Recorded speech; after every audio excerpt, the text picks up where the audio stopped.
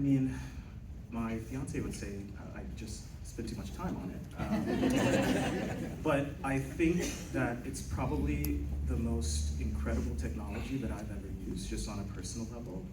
But I actually want to talk not just about the work I do at Humanitas. I'm also an entrepreneur. I'm involved in the community. So I lead a small business, a small startup based in DC. I'm an entrepreneur of color, so it's hard for a lot of small businesses by entrepreneurs of color to raise funding that they might need to grow their team.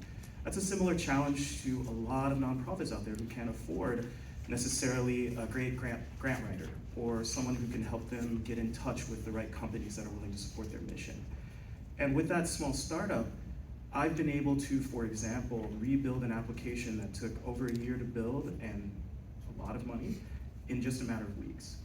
And automate processes that are connected to things like I would ask a chief marketing officer at a small company to do, and provide tasks and instructions and strategy advice. And the problem with that comes into the work that we do at Humanitas is that the tooling with ChatGPT and some other systems as well, like Bard, right now can't necessarily handle a lot of the data that organizations in the nonprofit space and the social impact space depend upon to be able to communicate their work and make decisions, like 990s, like their annual reports.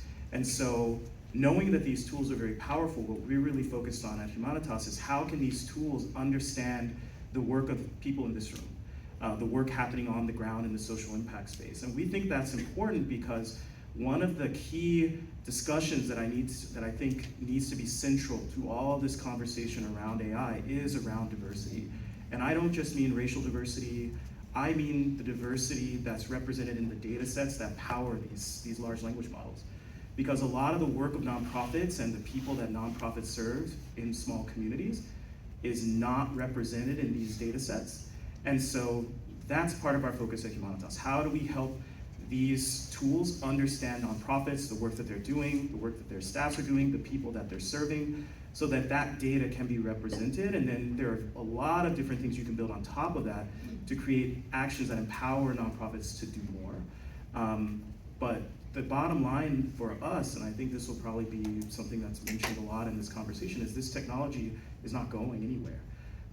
So organizations need to really think about how they can be digitally empowered, and we want to help with that process. Eric, how about Microsoft? What's going on with